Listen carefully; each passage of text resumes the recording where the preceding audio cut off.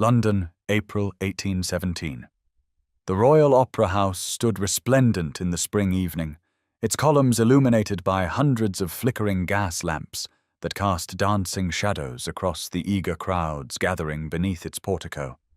Inside, the grand theatre hummed with anticipation, the air thick with the mingled scents of beeswax candles, expensive perfumes, and the faint mustiness of velvet curtains that had absorbed 1,000 performances. Eleanor Whitmore sat in the third-tier box that her family had occupied for the past 10 years, her gloved hands folded carefully in her lap, her posture impeccable despite the discomfort of stays that seemed tighter this season than last. At 28, she had learned to make herself small, to occupy space without drawing attention, to exist in the margins of glittering social occasions like a footnote in an otherwise sparkling text. The theatre filled around her with the cream of London society, ladies in silk gowns of ivory and pale blue and rose, gentlemen in immaculate black evening dress, the accumulated wealth and beauty of the ton on spectacular display.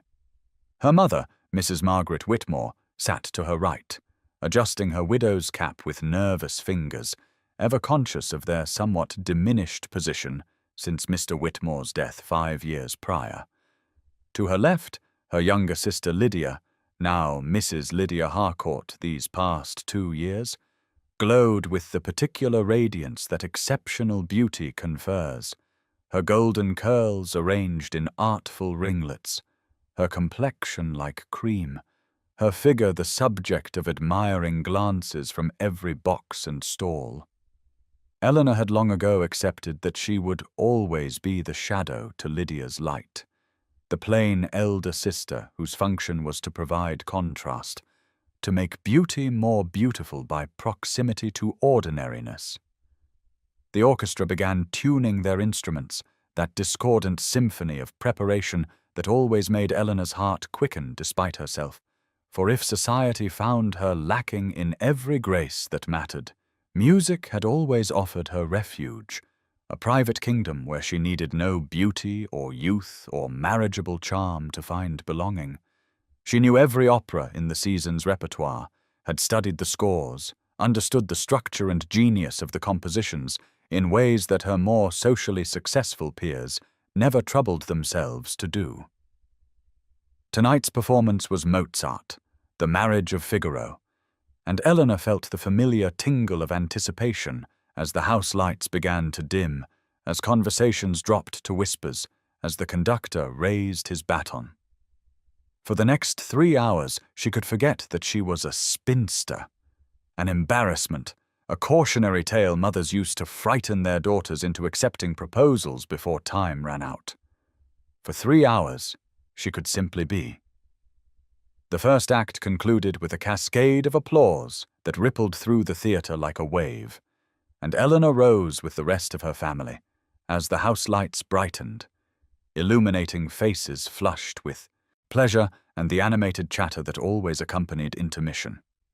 Her mother suggested they take some air in the corridor, perhaps procure some refreshment, and Eleanor followed dutifully, knowing that these intervals were less about comfort than about being seen, about the careful navigation of social waters in which she had learned to move with the invisibility of someone who expected nothing, and was therefore rarely disappointed. The corridor outside the boxes teemed with London's finest, gentlemen in their black evening dress gathered in clusters discussing politics and horses, ladies in their pastel silks whispering behind fans, the whole glittering machinery of society on full display. Eleanor stood slightly behind her mother and sister, her usual position, her eyes tracing the ornate plasterwork of the ceiling rather than seeking engagement with the crowd. It was then that she heard the voice, loud and carrying, edged with the particular cruelty that some men mistake for wit. Viscount Pembroke stood not 10 feet away, his back partially turned, addressing a small group of fellow gentlemen with the confidence of someone who had never questioned his right to pronounce judgment on others.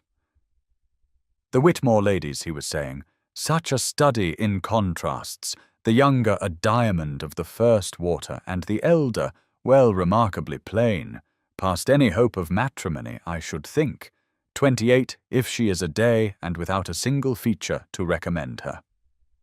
His companions laughed, that easy, masculine laughter that costs nothing and wounds everything, and Eleanor felt the words land in her chest like stones dropped into still water, the ripples spreading outward, disturbing the careful calm she had cultivated over years of similar assessments. She did not move, did not flinch, had learned long ago that reaction only invited further comment, but she felt her mother's hand suddenly on her arm, the pressure both comforting and confirming, for Mrs. Whitmore had heard it too. The pity in her mother's eyes was almost worse than the Viscount's words, that sorrowful acknowledgment that what he said was not untrue, merely unkind in its public utterance. Lydia, blessedly, had been engaged in conversation with an acquaintance and seemed not to have noticed, but Eleanor felt the familiar burning behind her eyes that signaled tears she could not shed in this public place. She murmured something about needing a moment, extracted herself from her mother's gentle grip, and moved with careful dignity toward the ladies' retiring room, her spine straight, her pace measured, giving no indication that she had just heard her worst fears about herself, confirmed by a man whose opinion society valued simply because he possessed a title and an adequate fortune. The corridor seemed endless, the chattering crowds a gauntlet she must pass through, while maintaining the composure that was perhaps her only remaining claim to respectability, and she concentrated on breathing, on placing one foot before the other, on reaching sanctuary before the facade crumbled entirely. And now's the time to stop and subscribe to our channel. Every subscriber brings us closer to 1,000, which helps us keep these stories alive and coming your way. If you enjoyed this video, don't forget to like it and drop a comment telling us where you're watching from. It's always amazing to see how far these tales travel across the world. Now let's continue. The ladies' retiring room offered temporary refuge, a quiet chamber with mirrors and settees where Eleanor could press her gloved hands against the cool marble of the washstand and study her reflection with the pitiless clarity that the Viscount's words had sharpened into focus. Unremarkable brown hair, neither abundant nor particularly lustrous, styled in a simple arrangement that her mother's limited budget could afford. Eyes of an indeterminate hazel that shifted between grey and green depending on the light, but never achieved the striking quality that might compensate for other deficiencies. A nose slightly too long, a mouth neither full nor delicate, a chin that could charitably be called firm and less charitably called strong. She catalogued her inadequacies with the practiced efficiency of someone who had performed this inventory countless times across 3 failed London seasons, each one a diminishing parade of hope turned to resignation as gentlemen's eyes slid past her to rest on Lydia's golden perfection. The first season, when she was 19, she had still believed that wit and accomplishment might compensate for beauty's absence, had imagined that her genuine love of literature and music, her ability to converse intelligently on subjects beyond weather and fashion, might attract a gentleman of similar intellectual inclinations.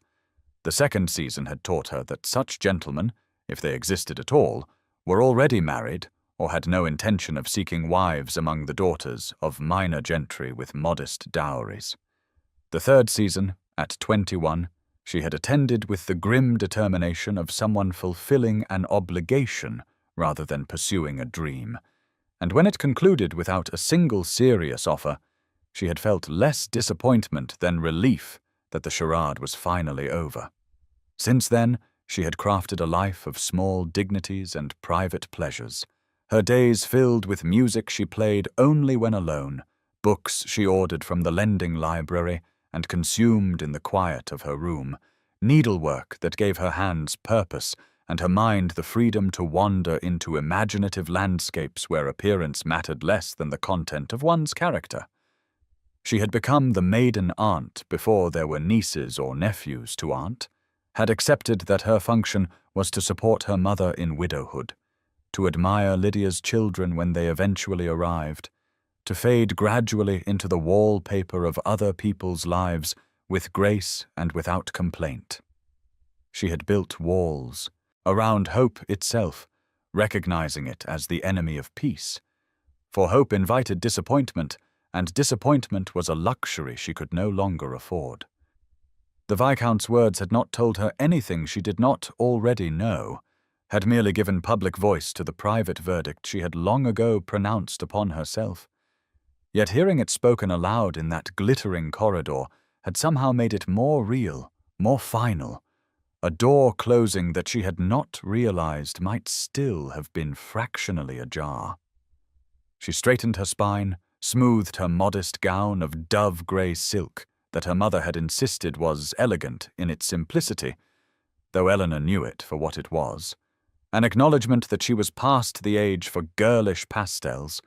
and prepared to return to the box for the second act, where she would lose herself once more in Mozart's genius, and forget for a few blessed hours that she was Eleanor Whitmore, spinster, plain,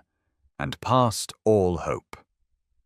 From the private box on the second tier, positioned with the strategic advantage that wealth and title afforded, Alexander Sinclair, Duke of Ashworth, had been observing the evening's proceedings with the detached interest of a man who attended such events more from obligation than enthusiasm.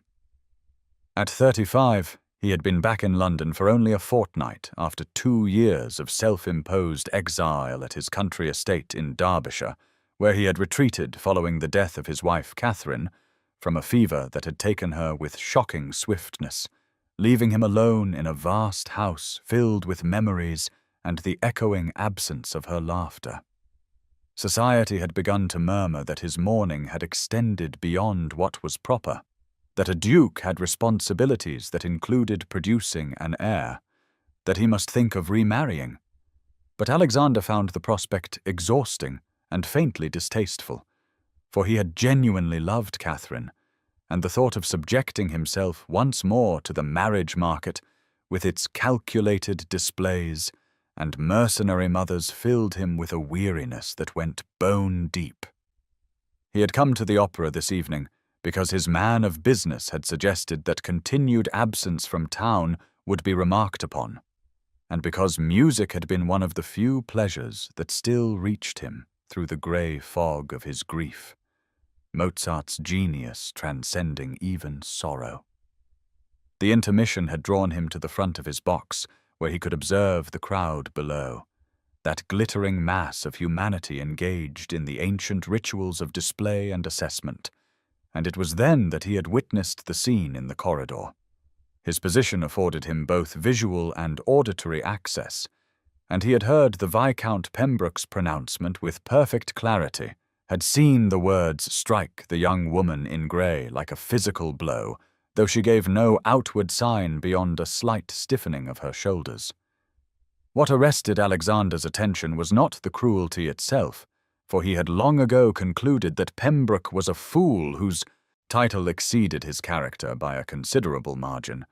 but rather the woman's response to it, or more precisely, her lack of response.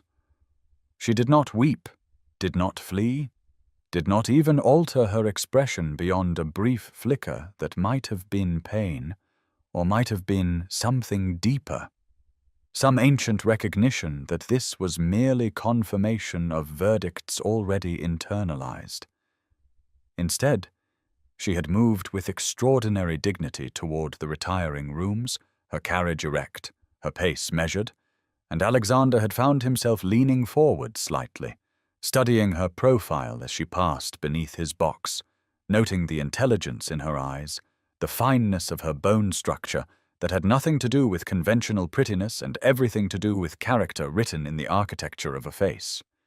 He thought of Catherine, who had been beautiful by any measure, but whose beauty had been the least interesting thing about her,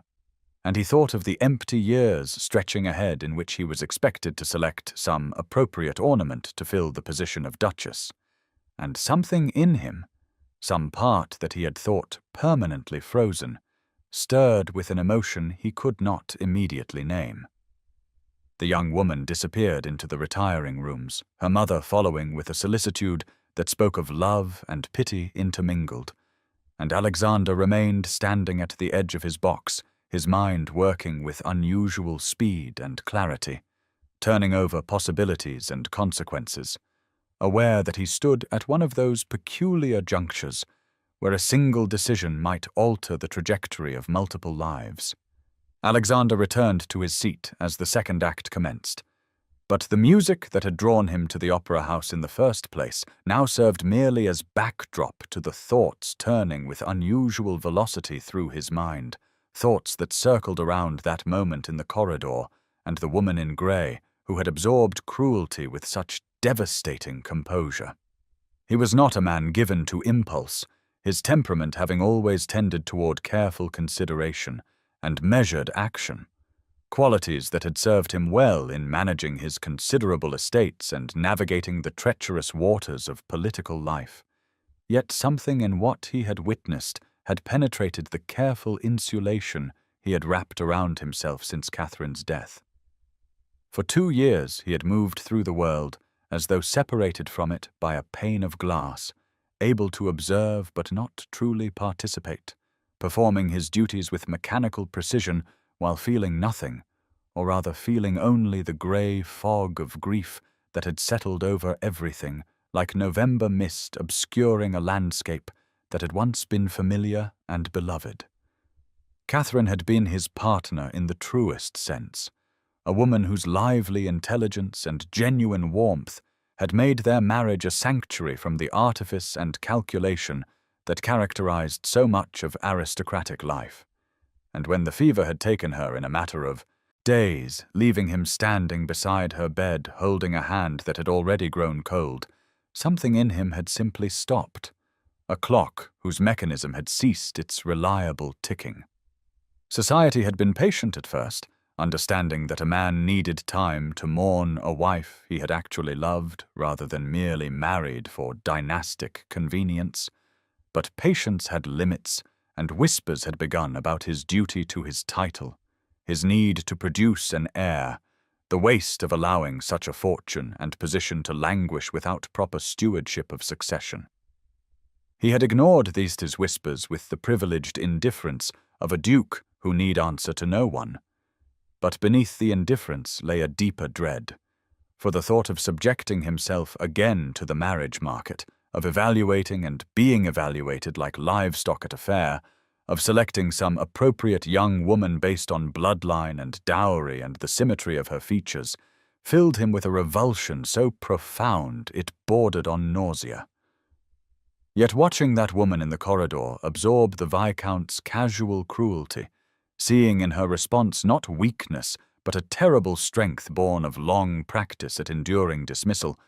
he had felt something shift, some recognition that here was a person who understood what it meant to be truly alone, even in the midst of society's glittering crowds. There was no calculation in her bearing, no performance, merely an authentic dignity that required no audience to exist, and Alexander found himself thinking that such dignity was rarer and more valuable than all the celebrated beauty in London's ballrooms. An idea had begun to form, nebulous at first, but gaining definition as he sat in his box only half attending to Mozart's Genius. An idea that was part impulse and part strategy and part something he could not yet name,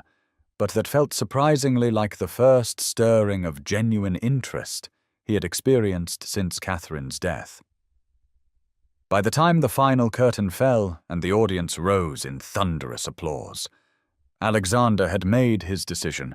though he could not have fully articulated what that decision entailed, beyond a bone-deep certainty that he would see the woman in grey again,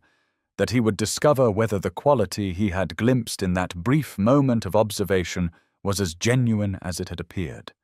and that perhaps in doing so he might find his own way back to something resembling life.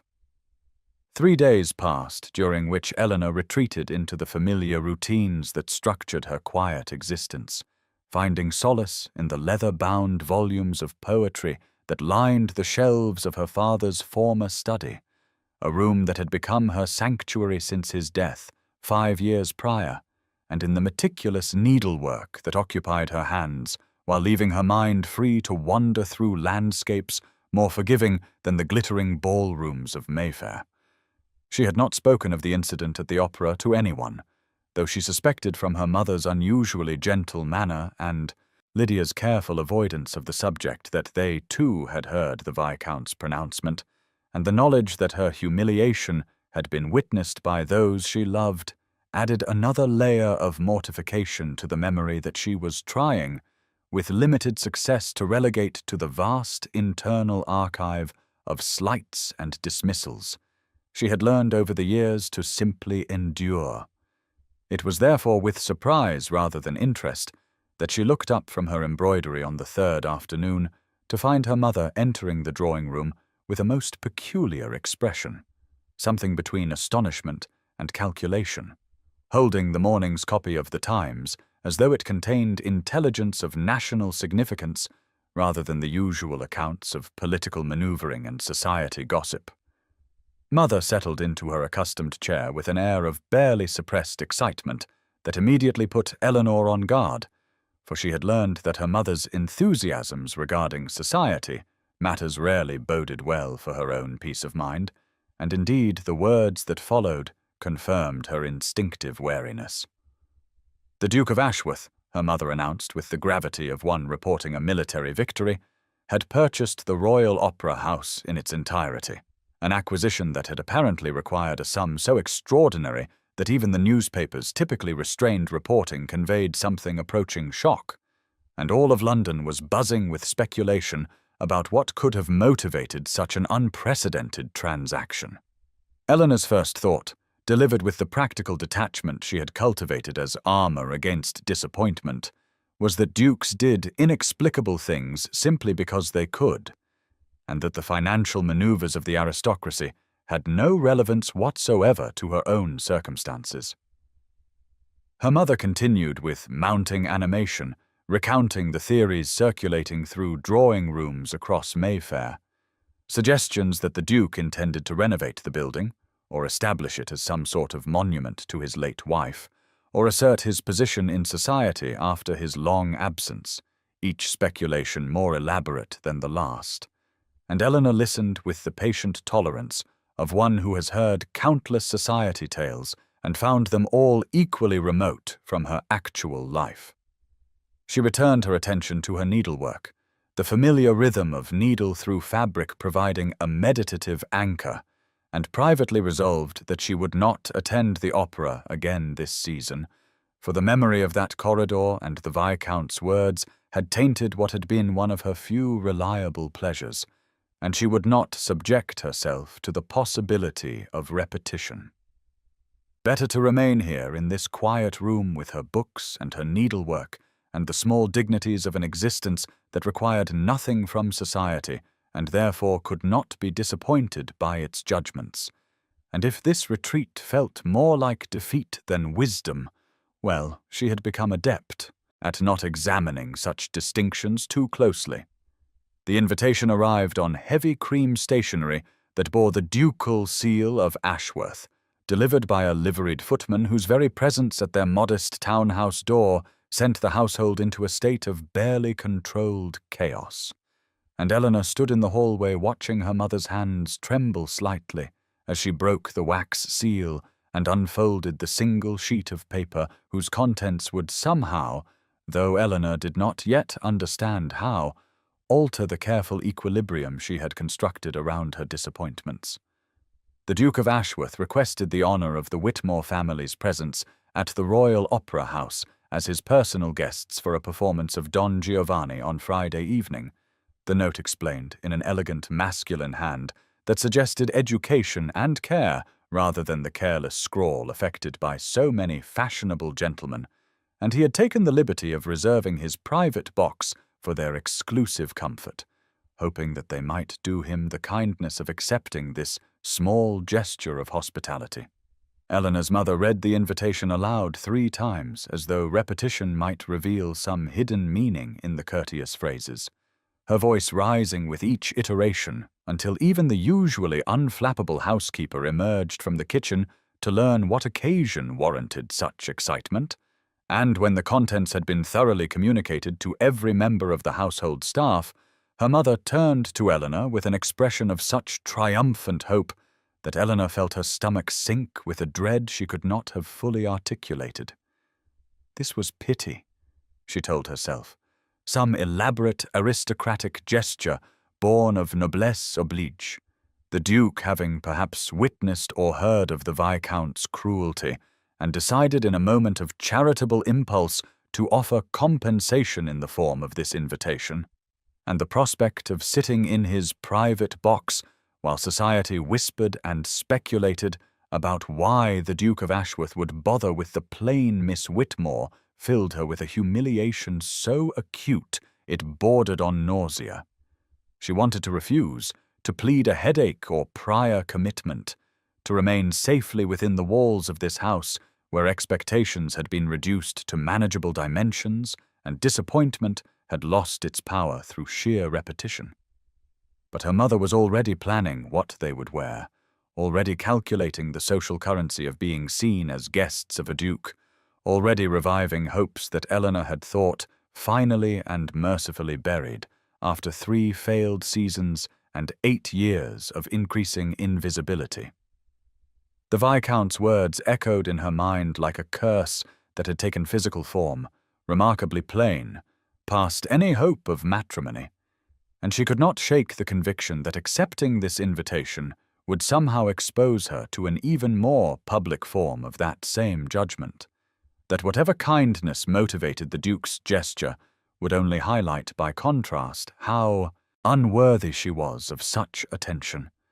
Yet refusal was impossible, for her mother's happiness hung in the balance, and Eleanor had long ago learned that her own comfort mattered less than maintaining the fragile peace of their household. So she nodded her acceptance and retreated to her room, where she sat by the window looking out at the grey London sky and wondered how one endured kindness that felt more painful than cruelty, how one accepted gestures of regard when every instinct screamed that such regard could only be a mistake or a game whose rules she did not understand. The evening arrived with that peculiar quality of inevitability that Eleanor had come to associate with social occasions she dreaded, and she found herself standing in the grand lobby of the Royal Opera House, wearing her most presentable gown of deep bronze silk that her mother insisted brought warmth to her complexion, though Eleanor suspected it merely made her look less washed out than usual, her hands fidgeting with her reticule as the crowd parted almost unconsciously to allow the Whitmore family passage toward the sweeping staircase that led to the private boxes, and she was acutely aware of the whispers that followed their progress, the speculative glances from matrons and debutantes alike, who were clearly wondering what possible reason the Duke of Ashworth could have for extending such an invitation to the unremarkable Miss Whitmore. The private box itself was a revelation of luxury that made Eleanor feel even more out of place. All burgundy velvet and gilded scrollwork, positioned at the perfect angle to view both stage and auditorium. And when the Duke of Ashworth rose from his seat to greet them, Eleanor experienced a jolt of recognition that he was even more imposing up close than he had appeared from a distance, tall and broad-shouldered, with dark hair silvered at the temples and eyes of such startling grey that she found herself looking away after the briefest moment of contact, certain that such eyes must see all her inadequacies laid bare. Her mother and sister were seated with careful ceremony, but it was when the Duke turned his full attention to Eleanor, offering her the seat directly beside his own, with a grave courtesy that suggested this placement was deliberate rather than accidental, that she felt the first stirring of something more complicated than simple dread, a confusion that only deepened when the performance began, and he leaned slightly toward her during the opening aria, to ask in a voice pitched for her ears alone what she thought of the soprano's interpretation of the role. The question caught her so completely off guard that she answered without the usual self-censoring caution that governed her social interactions, commenting that, while the voice was technically proficient, there was a certain coldness in the delivery that failed to capture Donna Anna's anguish, and she saw something shift in his expression, a sharpening of interest that made her heart beat faster with anxiety until he responded that he had thought precisely the same thing and had begun to wonder if he was being unreasonably critical. They spoke in whispers throughout the first act, his questions drawing from her observations about musical phrasing and dramatic choice that she had never before voiced aloud because no one had ever asked, no one had ever suggested that her opinions on such matters might be worth hearing,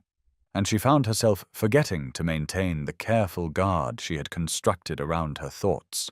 forgetting even to worry about how she must appear to the rest of the audience, who could surely see the Duke of Ashworth leaning close to the plain Miss Whitmore as though her words held genuine value. During the interval, when her mother and sister excused themselves to promenade through the lobby and be seen in the Duke's company, Eleanor found herself alone with Alexander Sinclair in the intimate confines of the box, and the silence that descended felt weighted with expectation, until he spoke in a voice that had lost the formal edge of earlier and carried instead a quality of genuine reflection, telling her that his late wife, Catherine, had possessed a passion for music that had often surpassed his own understanding, and he had spent the 2 years since her death unable to attend performances because every aria reminded him of her absence. But tonight, for the first time, he had found himself listening to the music itself rather than the echo of his grief. Eleanor felt something shift in her chest at this confession, recognizing in his words a loneliness that mirrored her own isolation, though its source was entirely different, and she found herself responding with an honesty that surprised her, saying that she had always found in music a companion that asked nothing of her appearance or marriageability, that the beauty of a perfectly executed passage existed independent of the listener's worthiness to receive it. He turned to look at her, then with an intensity that made her breath catch, and she saw in his grey eyes not pity or charitable condescension, but something that looked remarkably like recognition, as though he had discovered in her someone who understood a language he had thought himself alone in speaking. They talked through the entire interval about composers living and dead, about the particular ache of Mozart's Requiem, and the mathematical precision hidden within Bach's seemingly effortless fugues, and Eleanor felt a dangerous warmth spreading through her defenses as she realized that the Duke was not simply being polite, but was genuinely engaged, challenging her observations with his own and listening to her responses as though they mattered. When her mother and sister returned, flushed with the triumph of being envied throughout the lobby, Alexander rose with formal courtesy, but his gaze remained on Eleanor as he asked if he might have permission to call upon the Whitmore family at their earliest convenience, and though the question was properly directed to her mother, Eleanor understood with a certainty that both thrilled and terrified her that the visit would be meant primarily for her. Her mother's acceptance was immediate and effusive, and as the second act began, Eleanor sat in a state of suspended disbelief, aware of the whispers that would already be circulating through the theatre, aware that Lady Pemberton in the box across the way was staring at them with unconcealed speculation, aware most of all that the Duke of Ashworth's attention had not wandered to her beautiful sister even once during the entire evening, but had remained fixed on Eleanor herself, with a focus that defied every expectation society had trained her to accept about her own invisibility. The Duke of Ashworth called upon the Whitmore residence in Bloomsbury Square precisely 2 days after the opera,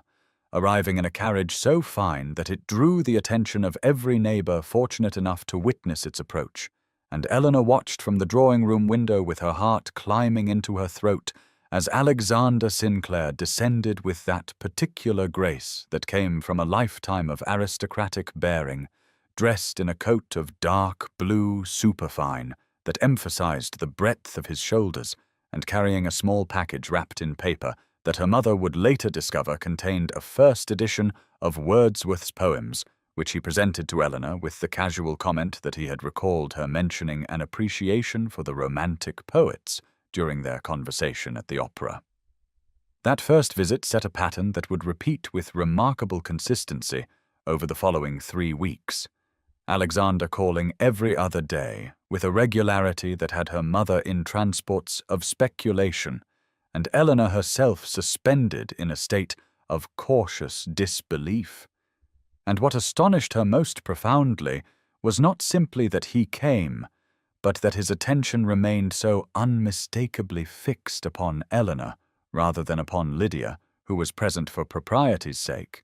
and whose beauty seemed to make no impression whatsoever upon a man who instead asked Eleanor's opinion on the latest exhibit at the Royal Academy, and listened to her response with a focus that suggested he genuinely cared about her thoughts on the use of light in Turner's landscapes.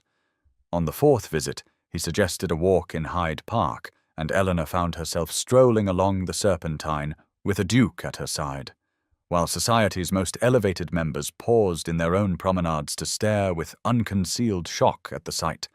and she was acutely conscious of how they must appear.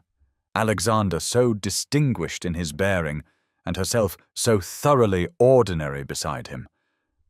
But when she ventured a self-deprecating comment about the spectacle they were creating, he turned to her with an expression of such genuine confusion that she realized he had not even noticed the attention they were attracting because he had been too engaged in their discussion of whether Beethoven's later symphonies represented an evolution or a departure from classical form. Their conversations ranged across literature and philosophy, music and art, and Eleanor discovered that Alexander possessed not just education, but genuine curiosity, a mind that delighted in engaging with ideas rather than simply displaying knowledge. And more remarkably, he seemed to delight in her own observations, with an enthusiasm that made her forget to second-guess every word before she spoke it. During their 6th walk, as autumn was beginning to paint the park in shades of amber and gold, he asked about her childhood and listened with evident interest as she described growing up in the shadow of Lydia's effortless beauty, and when she attempted to pass over the pain of those years with practiced lightness, he stopped walking entirely and said with quiet intensity that he found it remarkable how society could be so collectively blind to substance in its obsession with surface. And the way he looked at her when he said it made Eleanor's carefully constructed walls tremble in their foundations. The fragile hope that had been growing in Eleanor's heart over the past weeks shattered with the precision of crystal striking marble floor when she attended Lady Harrington's ball on the 15th of October and encountered Viscount Pembroke near the refreshment tables,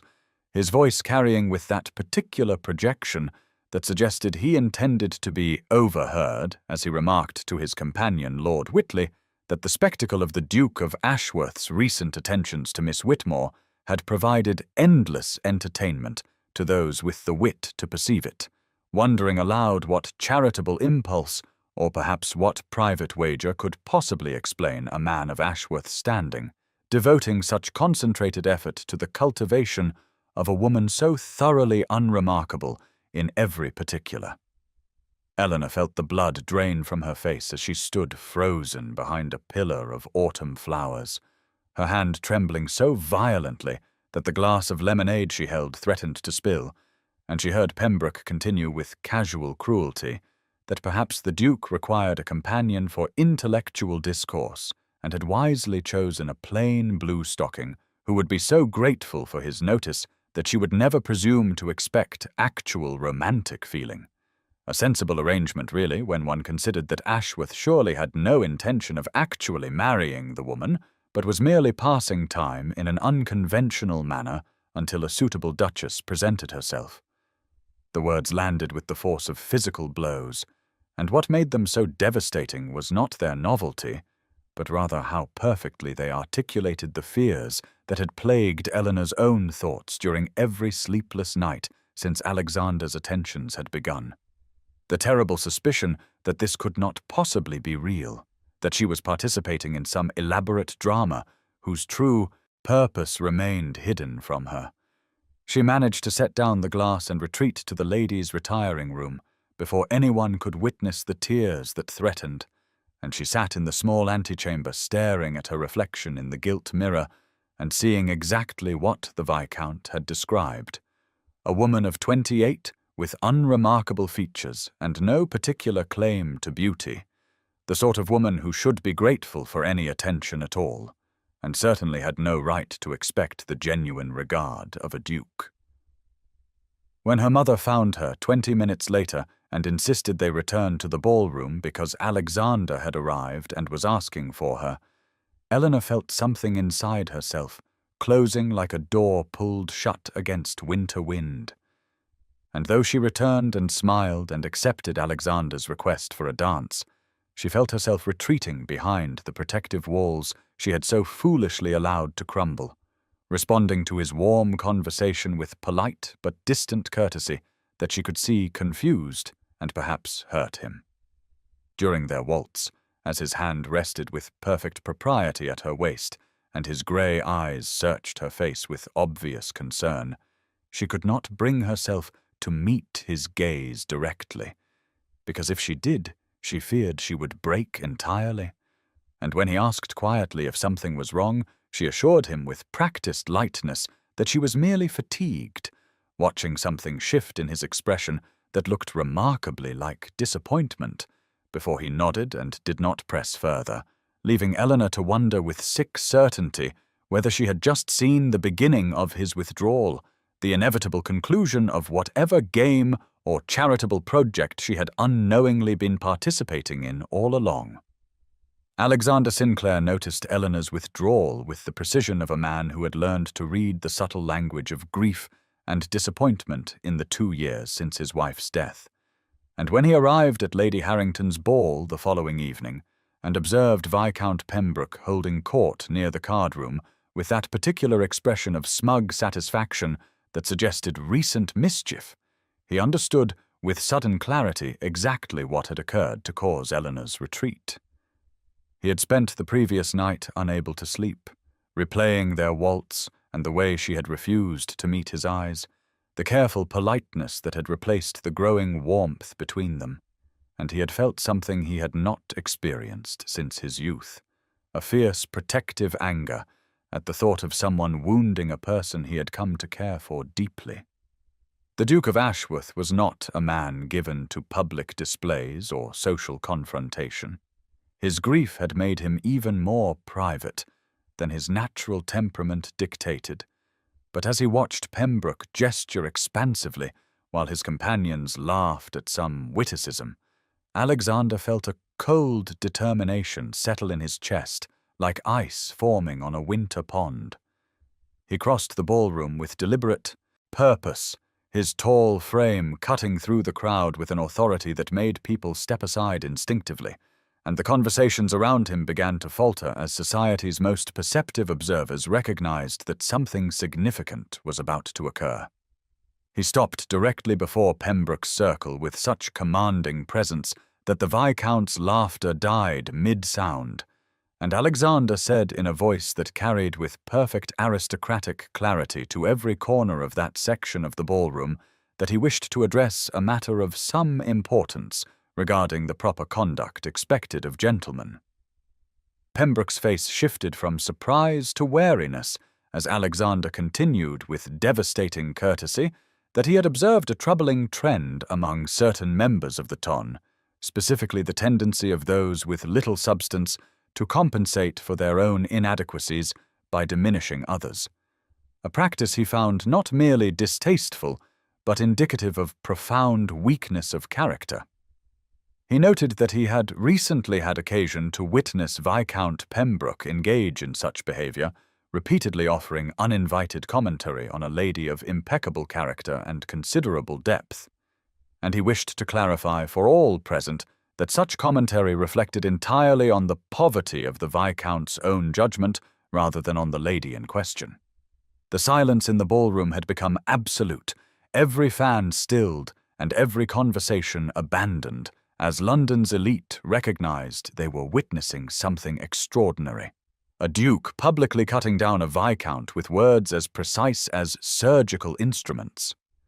Alexander continued that he found it remarkable how often those who possessed only superficial charm mistook it for actual worth, and how those incapable of appreciating intelligence or character inevitably dismissed what they lacked the depth to comprehend. And he suggested that Pembroke might benefit from reflecting on why a man of true discernment would naturally be drawn to qualities of substance rather than mere surface decoration, though he doubted the Viscount possessed sufficient self-awareness for such reflection to bear fruit. Eleanor spent the 3 days following Alexander's public defense of her honor in a state of profound internal turmoil that left her unable to eat properly or sleep for more than a few restless hours each night, because while all of London buzzed with talk of how the Duke of Ashworth had cut down Viscount Pembroke with such devastating precision that the man had left Lady Harrington's ball in humiliated retreat, Eleanor found herself unable to simply accept this grand gesture as proof of Alexander's genuine regard. The years of dismissal and disappointment having carved channels in her heart that directed every hopeful thought back toward doubt and self-protection. She wanted desperately to believe that a man like Alexander could truly see value in someone like her, but 28 years of being overlooked had taught her that extraordinary gestures often preceded equally devastating disappointments, and she tortured herself with questions about whether his defense had been motivated by true feeling or simply by a gentleman's instinctive protection of any lady maligned in his presence. On the afternoon of the 18th of October, as Eleanor sat in the small parlor of the Whitmore residence, attempting without success to focus on her needlework, her sister Lydia arrived unexpectedly without her husband, and Eleanor noticed immediately that her younger sister's legendary beauty seemed somehow dimmed. The luminous quality that had made Lydia the toast of her debut season replaced by something brittle and tired, despite her being only 24 years old and married less than 2 years to the handsome and sought-after Mr. Thomas Carstairs. Lydia dismissed their mother's questions about Thomas's absence with practiced lightness, claiming he had business matters to attend to, but when the sisters were finally alone, Lydia's careful composure crumbled like sun-dried clay, and she confessed with raw honesty that her marriage had become a source of profound loneliness, that Thomas had married her for her beauty, as she had married him for his handsome face and charming manner, and they had discovered too late that surface attractions provided no foundation whatsoever for actual partnership or understanding. She described evenings spent in silent dinners because they had nothing of substance to discuss, the way Thomas grew bored whenever she attempted to speak of anything beyond social pleasantries, how she had realized with dawning horror that she had been collected like a beautiful ornament to decorate his life rather than chosen as a companion for his heart. And she looked at Eleanor with eyes that held both regret and something that looked remarkably like envy, as she said that she had spent years pitying her older sister's lack of suitors while being pursued by dozens of men herself. But she now understood that Eleanor's fate of being overlooked by the shallow had perhaps been a blessing in disguise, because it meant that any man who finally did see her would be seeing something real and lasting, rather than merely admiring a pretty surface destined to fade. The invitation arrived on the morning of the 22nd of October, delivered by the Duke's own footman in his distinctive livery of deep burgundy and gold, and Eleanor's hands trembled slightly as she broke the crimson wax seal bearing the Ashworth crest to discover that Alexander requested her presence that very evening at his London residence for what he described as a private musical performance he had arranged in her honor, specifically noting that the invitation was extended to her alone rather than to the entire Whitmore family, a departure from protocol that made Eleanor's mother press her lips together with worry, even as she insisted that Eleanor must, of course, accept. Eleanor spent the remainder of the day in a state of nervous anticipation that manifested in her changing her dress 3 times before settling on a gown of deep sapphire silk that her mother had insisted she commission the previous season, despite Eleanor's protests that the rich color was too fine for someone of her unremarkable appearance. Though as she studied herself in the mirror that evening, she thought perhaps the shade brought a certain depth to her grey eyes that she had not noticed before. The Duke's London residence on Grosvenor Square was as elegant as Eleanor had imagined, all classical proportions and understated magnificence. But Alexander met her himself at the entrance rather than allowing servants to escort her, and the warm welcome in his dark eyes steadied something anxious in her chest as he offered his arm and guided her not to the formal music room she had expected, but to a more intimate salon, where she discovered a string quartet already assembled. The musicians poised with their instruments in a space lit by what must have been 50 candles that filled the room with golden light and the faint sweet scent of beeswax. Alexander explained as he seated her in one of the 2 chairs positioned to face the musicians, that he had spent the past week in consultation with the music masters at the Royal Academy, describing to them the pieces he had heard Eleanor discuss with such evident passion during their conversations, and he had engaged this particular quartet because they specialized in the works of the composers she most admired, specifically Mozart and Handel, whose complex harmonies she had once described to him as sounding like mathematics made beautiful. As the first notes of Mozart's String Quartet No. 17 in B-flat major filled the salon, Eleanor felt tears prick unexpectedly at her eyes, because this particular piece was one she had mentioned only once in passing during a walk in Hyde Park 2 weeks earlier, a composition she had described as capturing something essential about the possibility of joy, even in complexity. And the fact that Alexander had not only remembered this single comment, but had gone to such extraordinary lengths to arrange for her to hear it performed live in such intimate surroundings, broke through the careful walls she had constructed around her heart with the irresistible force of floodwater finally overwhelming a dam. The quartet completed their performance of the Mozart piece and moved seamlessly into a Handel concerto, and Eleanor sat in perfect stillness as the music washed over her, awareness expanding beyond the notes themselves to encompass the extraordinary thoughtfulness required for Alexander to have arranged this entire evening around the fragments of conversation she had barely remembered sharing with him. And when the final notes faded into silence and the musicians quietly departed with respectful bows, she found herself alone with Alexander in the candlelit salon, with her heart beating so forcefully she was certain he must hear it in the sudden quiet. He moved to sit in the chair beside her, rather than maintaining the formal distance. Protocol would dictate, close enough that she could detect the subtle scent of sandalwood and something else uniquely him.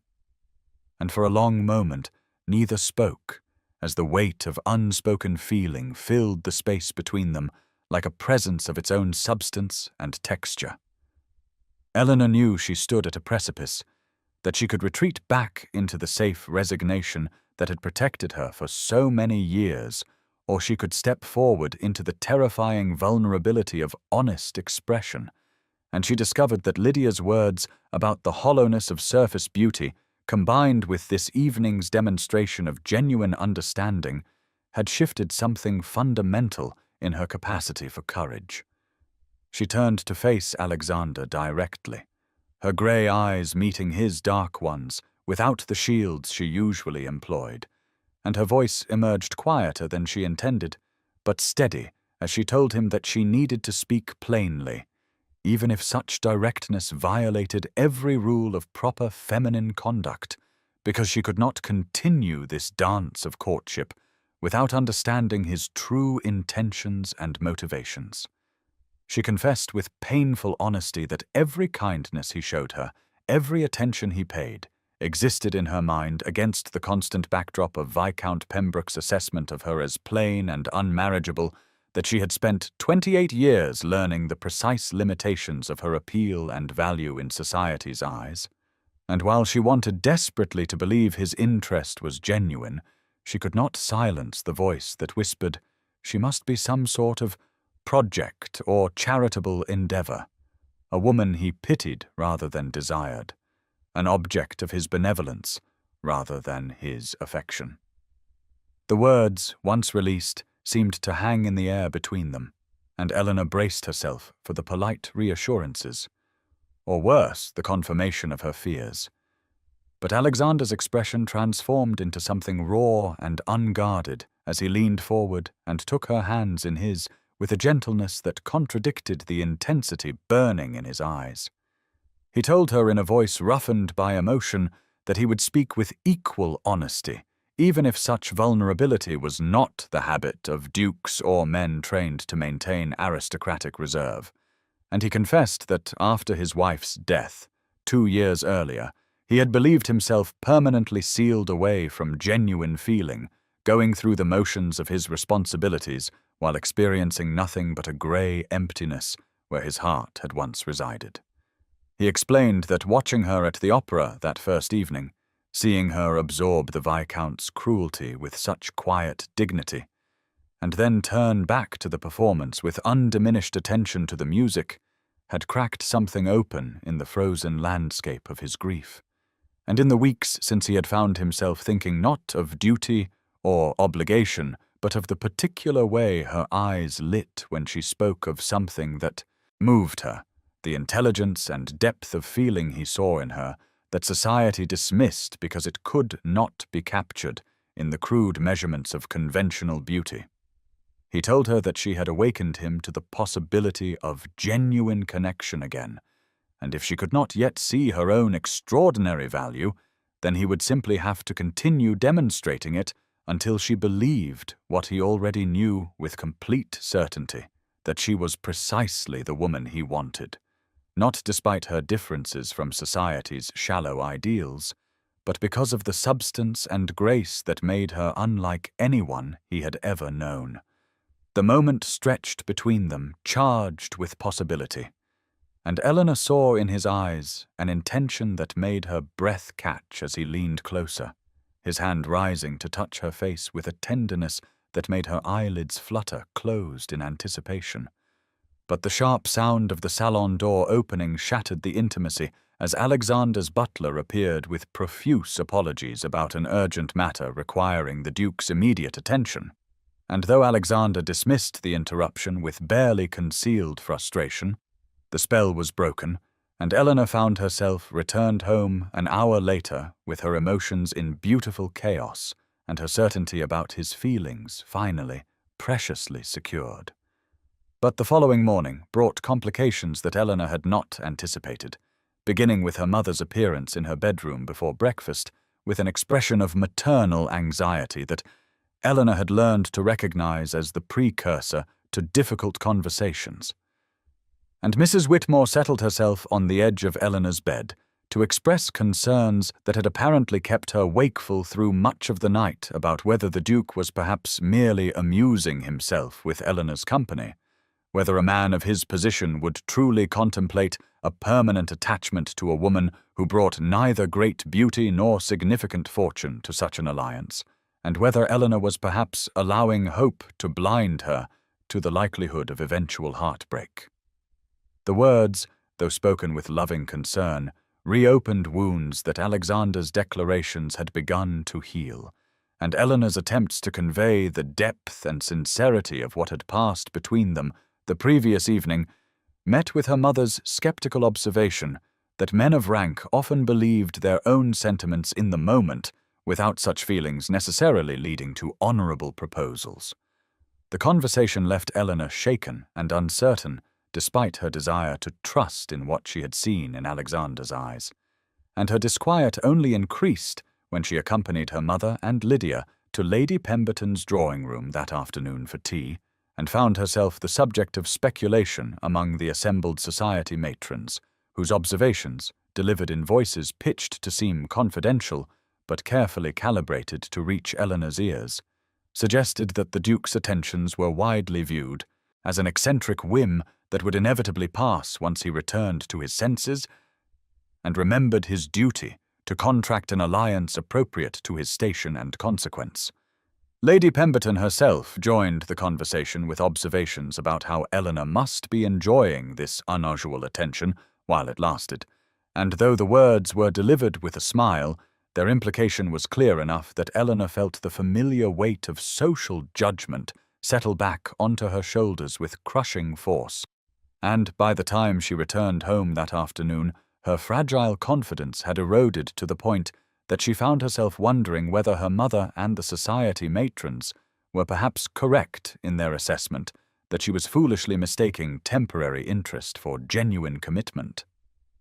The following day brought no word from Alexander, and though Eleanor knew perfectly well that various demands on a duke's time might account for his absence, the silence felt increasingly ominous as the hours passed, and the doubts planted by her mother and reinforced by Lady Pemberton's drawing room took deeper root in the fertile soil of her lifelong insecurities about her worth and desirability.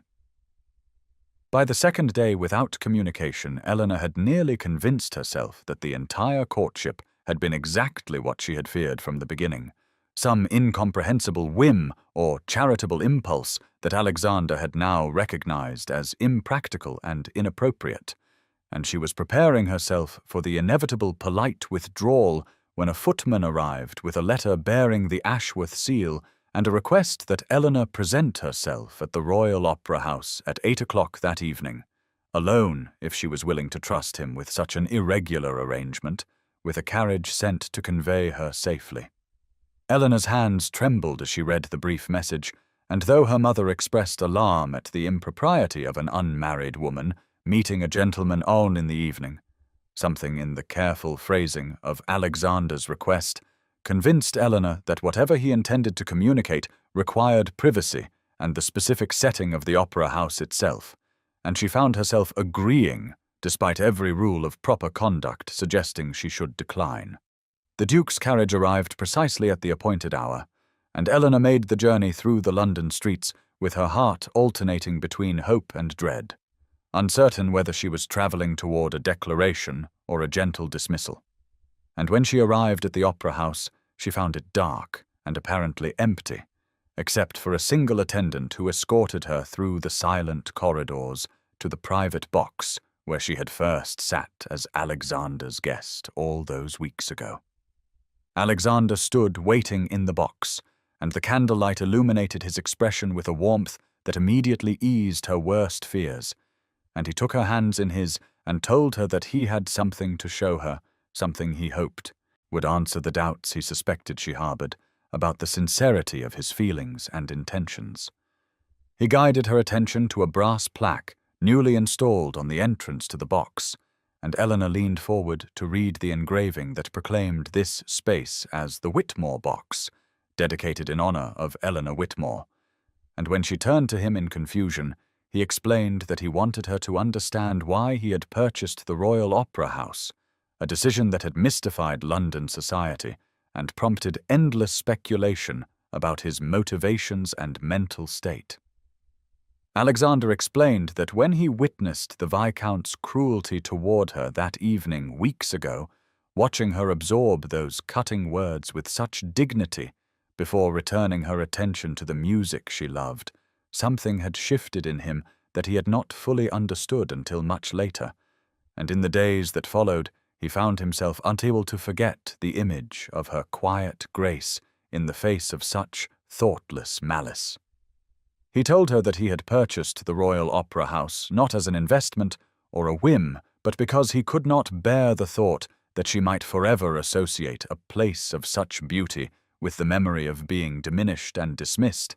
and if he possessed the means to transform that association, then he considered it not an extravagance, but a necessity,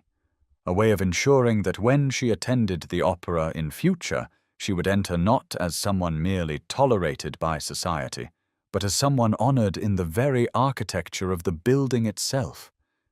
Eleanor felt tears gathering as she looked again at the plaque bearing her name,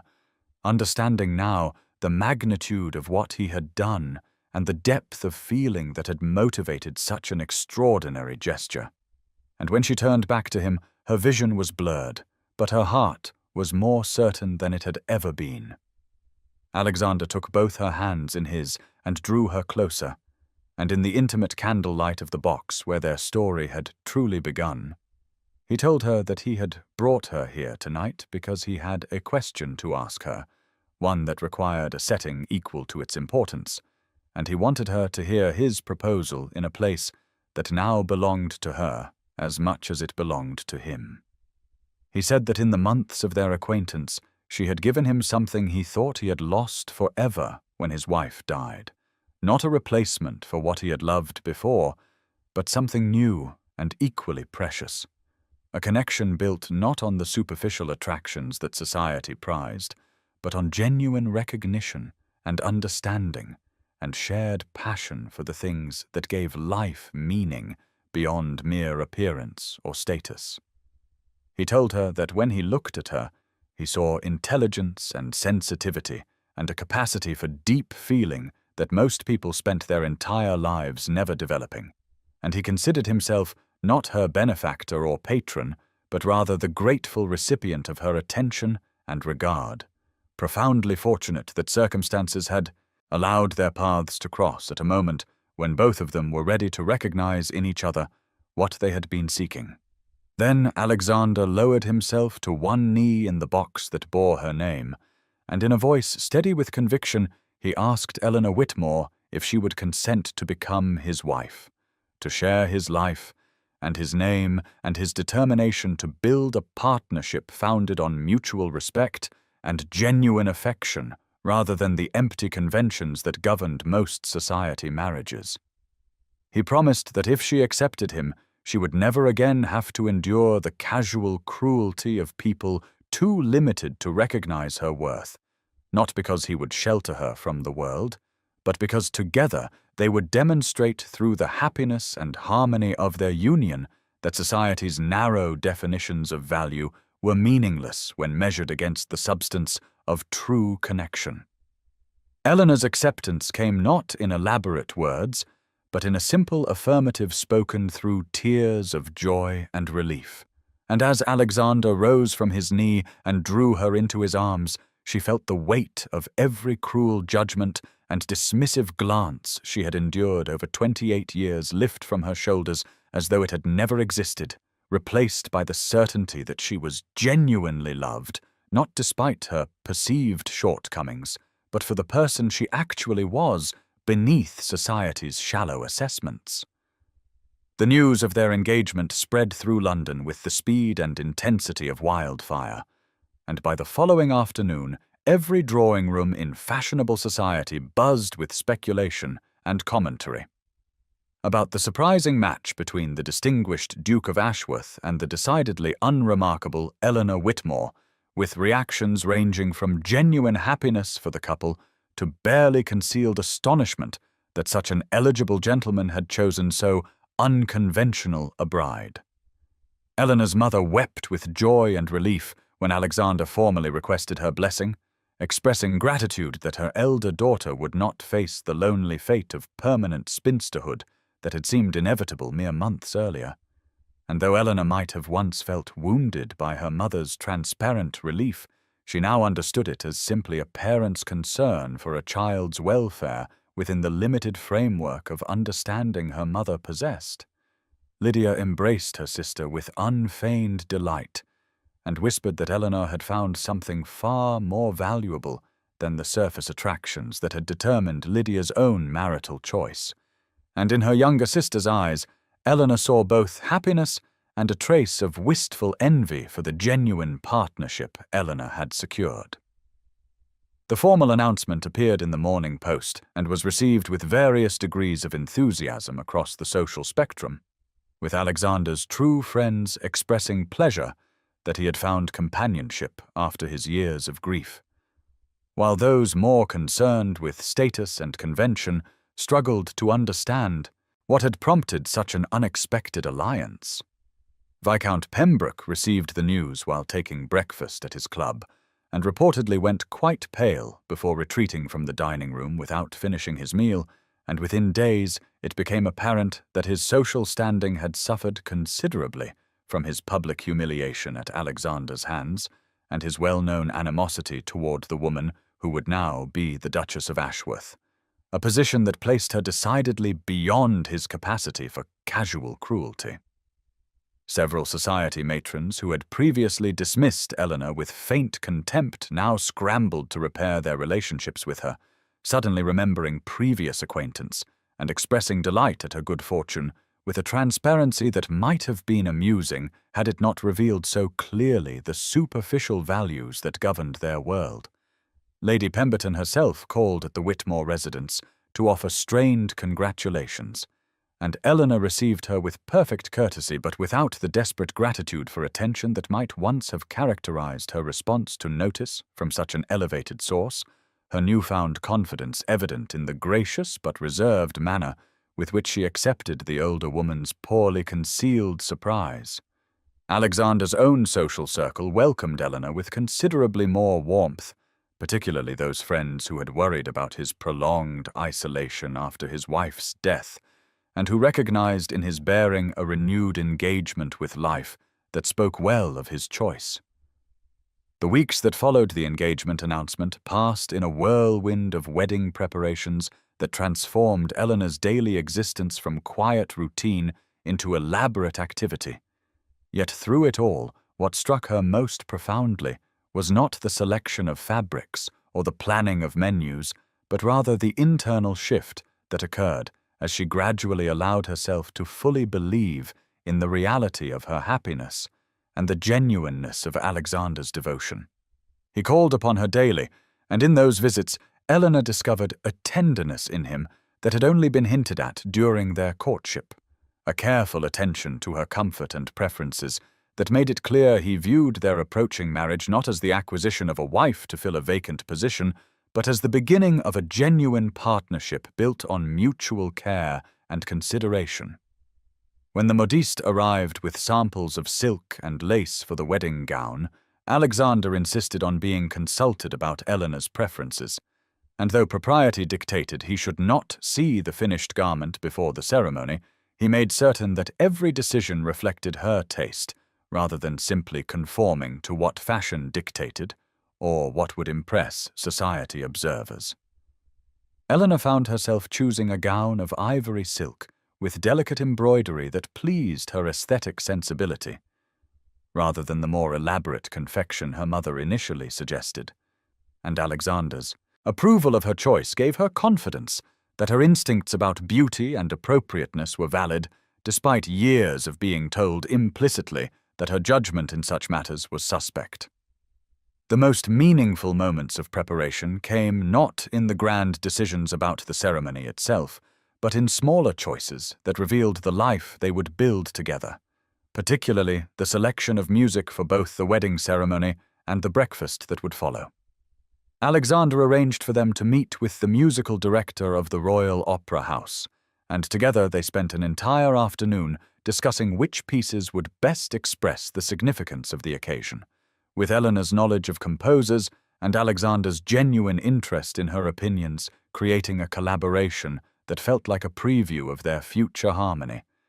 She suggested a particular Mozart piece for the moment when she would walk down the aisle, explaining that its combination of joy and solemnity captured what she felt about the commitment they were making, and Alexander listened with such focused attention that she felt truly heard in a way she had never experienced in any previous interaction with a man. In quieter moments when they walked in the park or sat in the Whitmore drawing room with appropriate chaperonage, Alexander would take her hand and speak of his vision for their life together, describing not grand social ambitions, but simple domestic happiness, evenings spent in conversation and music, the possibility of children who would be raised to value character over appearance and substance over status. The morning of Eleanor's wedding dawned with crystalline clarity, sunlight streaming through her bedroom window as if heaven itself had conspired to illuminate this day that had once seemed an impossible dream, and as her maid helped her into the ivory silk gown with its delicate embroidery, she caught sight of her reflection in the mirror and saw not the plain spinster society had dismissed, but a woman who was genuinely loved and who had learned at last to recognize her own worth, independent of others' judgments. The bodice fit perfectly, the silk cool and smooth against her skin, and the lace veil that had belonged to her grandmother seemed to catch the morning light and transform it into something luminous and sacred, while the small bouquet of white roses and jasmine that Alexander had specifically requested filled the room with a fragrance that would forever after be associated in her mind with this moment of transformation. Her mother wept as she fastened the pearl necklace that had been in the family for 3 generations, and even Lydia, who had always been the acknowledged beauty of the family, looked at Eleanor with something approaching awe as she whispered that she had never seen anyone look so radiant, and Eleanor understood that what showed in her face was not physical perfection, but rather the illumination that comes from being truly seen and cherished by another person. The carriage ride to St. George's in Hanover Square passed in a blur of emotion and sensory impression. The streets of London crowded with ordinary people going about their morning business, while Eleanor travelled toward the most extraordinary moment of her life. And when the church came into view with its imposing columns and the crowd of fashionable society gathered on its steps, she felt a momentary return of her old anxiety that this was somehow a mistake or an elaborate dream from which she would soon awaken. But then she saw Alexander standing at the altar in his formal attire, and the expression on his face as she began her slow walk down the aisle, accompanied by the Mozart piece they had selected together, dissolved any remaining doubt, for no one could look at another person with such transparent love and devotion unless the feeling was absolutely genuine and deeply rooted. The church was filled with flowers and the scent of beeswax candles, and the afternoon light streaming through the stained glass windows painted the marble floors with pools of colored radiance that seemed to bless each step Eleanor took toward her future, while the assembled guests who represented the pinnacle of London society watched a union that defied their conventional understanding of appropriate matches and forced them to witness the triumph of character over superficial attraction. When Eleanor reached the altar and Alexander took her hand, his fingers trembled slightly with emotion, and as the ceremony proceeded with its ancient words and solemn vows, she felt the weight of every limitation that had been placed upon her throughout her life fall away completely, replaced by the profound recognition that she was entering into a partnership built on mutual respect and genuine affection rather than social convenience or physical attraction. The wedding breakfast held at Ashworth House was an affair of such elegance and warmth that even the most critical members of society found themselves charmed by the genuine happiness that radiated from both bride and groom, and as Eleanor moved through the reception rooms, greeting guests with Alexander always at her side, she felt the mantle of her new position settling upon her shoulders, not as a burden, but as a natural extension of who she had always been, beneath the layers of self-doubt that society had imposed upon her. The Duke's London residence was a masterpiece of Georgian architecture, with soaring ceilings and windows that flooded the rooms with afternoon light, and Eleanor had worked with the household staff to fill every space with flowers and music, so that the celebration felt less like a formal social obligation and more like an authentic expression of joy. Alexander's hand rested at the small of her back as they moved from group to group, a gesture of both support and possession that announced to everyone present that he was genuinely proud to have her as his wife. And when the elderly Duchess of Somerset, who had been a particular friend of his late wife, approached with what Eleanor feared might be cool judgment, she instead found herself embraced warmly and told that Alexander had chosen extraordinarily well, and that his first wife would have approved completely of a woman of such substance and character. The meal itself was a triumph of culinary art, accompanied by the musical selections Eleanor had so carefully chosen. And when Alexander rose to offer a toast to his bride, his words were not the conventional pleasantries expected at such occasions, but rather a heartfelt tribute to Eleanor's intelligence, kindness, and the profound impact she had already made upon his life in the months since their first meeting at the opera. As the afternoon faded into evening and guests began to depart, Eleanor felt the first flutter of nervousness about the wedding night that awaited them, for despite their emotional intimacy and the genuine love that existed between them, she remained inexperienced in physical matters and uncertain about what would be expected of her. Alexander seemed to sense her anxiety, and when they finally retired to the private apartments that had been prepared for them, he took her hands and spoke with such gentleness about his desire to ensure her comfort and happiness that her fear transformed into anticipation. The bedroom was softly lit with candles, and the curtains had been left partially open so that moonlight streamed across the carpet. And as Alexander helped her remove the pins from her hair with careful fingers, she felt a tenderness in his touch that spoke of patience and genuine care for her well-being rather than mere physical desire. Their coming together was a gradual unfolding of intimacy that honored both Eleanor's inexperience and the emotional connection they had built over months of conversation and courtship. And when Alexander whispered against her skin that she was beautiful in every way that truly mattered,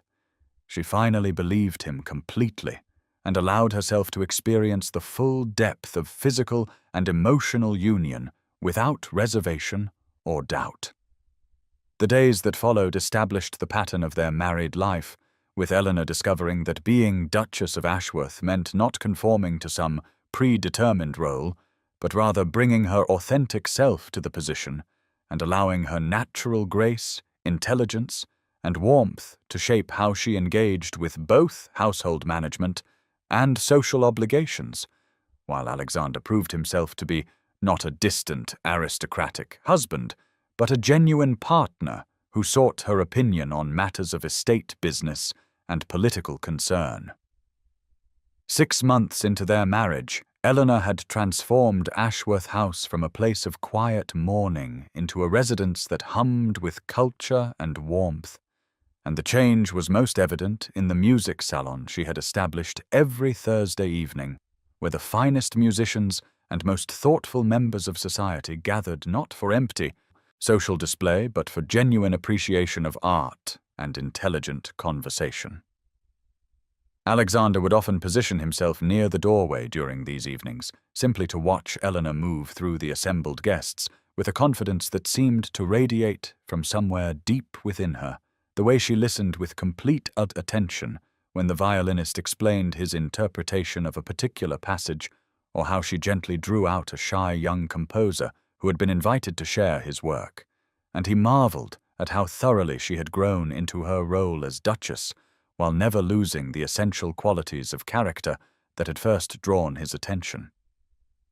The household staff adored her because she treated them with genuine respect and took time to learn their individual concerns, the housekeeper, Mrs. Davies, having confided to Alexander that in all her 30 years of service she had never known a mistress who combined such natural authority with such warmth and consideration for those beneath her in station. On a particular Thursday in late November, as the first snow of the season fell softly past the windows, and the salon filled with the sound of a string quartet performing, Haydn, Eleanor caught Alexander's eye across the room and smiled with such unguarded happiness that he felt his heart constrict with gratitude for the impulse that had led him to truly see her that night at the opera, when everyone else had looked past her toward more conventional beauties. After the guests had departed and the musicians had been thanked and compensated generously, Alexander found Eleanor in the music room standing by the pianoforte, with her hand resting lightly on the polished wood, and when he approached and wrapped his arms around her from behind, she leaned back against him with a contentment that needed no words to express its depth.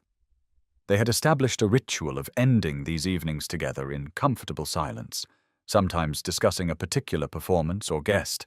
but more often simply existing in the peaceful intimacy of shared space. And on this night, Eleanor turned in his arms and informed him, with a mixture of joy and nervousness, that she believed she was carrying their child. Alexander's response was immediate and tender, his hands moving to cradle her face as he kissed her, with a reverence that acknowledged the profound significance of this news. And then he led her to the settee where they sat together, planning and dreaming about the future, while the fire burned low and the snow continued its quiet descent outside. Eleanor admitted that she had worried whether she would be able to conceive given her age and the years of believing herself destined for spinsterhood, but Alexander reminded her that she had already defied every limitation society had tried to impose, and that this was simply one more beautiful surprise in a marriage built on genuine love rather than conventional expectations. The weeks that followed brought a deepening of their already strong bond, as Alexander proved himself to be not just attentive, but genuinely fascinated by every aspect of Eleanor's pregnancy, reading medical texts to understand what she was experiencing and ensuring that she had everything necessary for her comfort, while never treating her as fragile or incapable of continuing the activities that brought her joy. A full year after that painful evening when she had overheard Viscount Pembroke declare her plain and unmarriageable, Eleanor returned to the Royal Opera House on Alexander's arm, her pregnancy now visible beneath the exquisite sapphire silk gown he had commissioned for her. And as they entered the grand foyer, she felt none of the old anxiety that had once accompanied her visits to this place, but rather a quiet confidence born of genuine love and the knowledge that she had built a life of substance and meaning beyond anything she had dared imagine during those lonely years of resignation. The opera house itself seemed transformed by her changed perspective, the gilt and crystal no longer symbols of a glittering world from which she was excluded, but simply beautiful architectural details to be appreciated. And when the crowd parted to allow the Duke and Duchess of Ashworth passage to their private box, Eleanor noted with detached interest how many of the same people who had once looked through her now offered respectful greetings and genuine smiles of admiration. Alexander's hand rested protectively at her back as they climbed the stairs, and she felt the child move within her as if responding to the music that was already beginning to drift from the orchestra pit, a moment of such perfect contentment that she had to pause and simply breathe in the wonder of how completely her life had changed. As they settled into their box, the very same box where Alexander had first truly seen her and where he had later proposed, Eleanor's eye caught movement across the theatre, and she recognized Viscount Pembroke entering with a party that included several young women and their chaperones, his expression carrying that same superficial charm that masked the cruelty she now understood had always stemmed from his own emptiness rather than any deficiency in those he mocked. Alexander followed her gaze, and his hand found hers, squeezing gently in a gesture of support, but Eleanor discovered that she felt no anger or desire for the Viscount to witness her triumph, only a mild pity for a man so limited in his understanding of what truly mattered that he had built his entire identity on the shifting sands of conventional beauty and social posturing. The lights dimmed and the performance began, a sublime rendering of Mozart that Eleanor had been anticipating for weeks, and as the music filled the space, she felt Alexander's thumb trace gentle circles on her palm, while his other hand moved to rest lightly on the curve of her belly where their child grew. During the first interval when society traditionally paraded through the corridors to see and be seen, Alexander asked if she wished to remain in the privacy of their box or join the promenade, and Eleanor chose to walk with him through the crowded spaces because she had learned that hiding from society gave it power over her while engaging with it on her own terms, affirmed her right to occupy space in the world without apology or shame. The Duchess of Somerset stopped them to inquire warmly about Eleanor's health, and to insist that she must call once the child was born, and Lady Harrington, who had been one of the most vocal skeptics of the match, admitted that the Thursday music salons at Ashworth House had become the highlight of her week, and that Eleanor had brought genuine culture back to a society too often focused on empty spectacle. They passed within a few feet of Viscount Pembroke, who appeared to be holding forth to a captive audience about some trivial matter, and Eleanor felt his eyes upon her for a brief moment before Alexander smoothly guided her past without acknowledgement, the cut delivered not through confrontation, but through the simple demonstration that the Viscount's opinions held no power over their happiness and warranted no attention whatsoever. 5 years after that transformative evening when Viscount Pembroke's cruelty had inadvertently set in motion a chain of events that would reshape her entire existence, Eleanor stood in the private box at the Royal Opera House, with her hand resting on the shoulder of her eldest daughter, Catherine, who at 4 years old already showed signs of her mother's thoughtful nature and love of music, while her son William, just 2, dozed contentedly in Alexander's arms as the final notes of a Beethoven symphony filled the gilded space with transcendent beauty.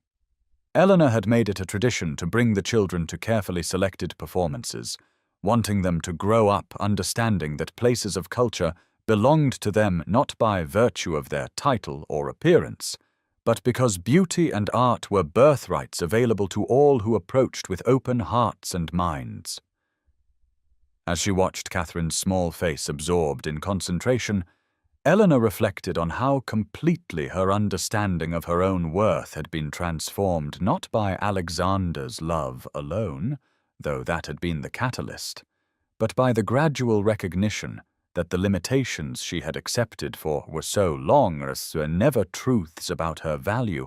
but merely reflections of a society too shallow to perceive substance beneath surface.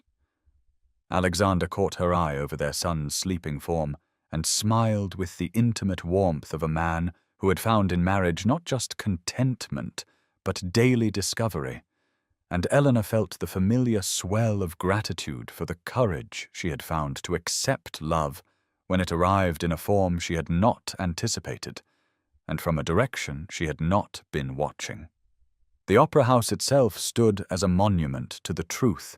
that grand gestures mattered less than the consistent, small choices to see and value another person, for while society still spoke of the Duke who had purchased a theatre for the woman he loved, Eleanor knew the real gift had been his willingness to look past convention and recognize her worth when she had almost stopped recognizing it herself. As the audience began to applaud, and Catherine clapped her small hands together with enthusiastic, if not quite rhythmic joy, Eleanor thought about all the women who even now sat in various corners of this theatre, believing themselves invisible or dismissed or past the possibility of transformation, and she wished she could speak directly to each of them to say that the stories society tells about who deserves love and happiness and recognition are lies built on foundations of arbitrary standards that shift with fashion and serve no purpose but to maintain hierarchies that benefit only the shallow and cruel. Your worth is not diminished by time or circumstance, or the failure of others to perceive it, Eleanor would tell them,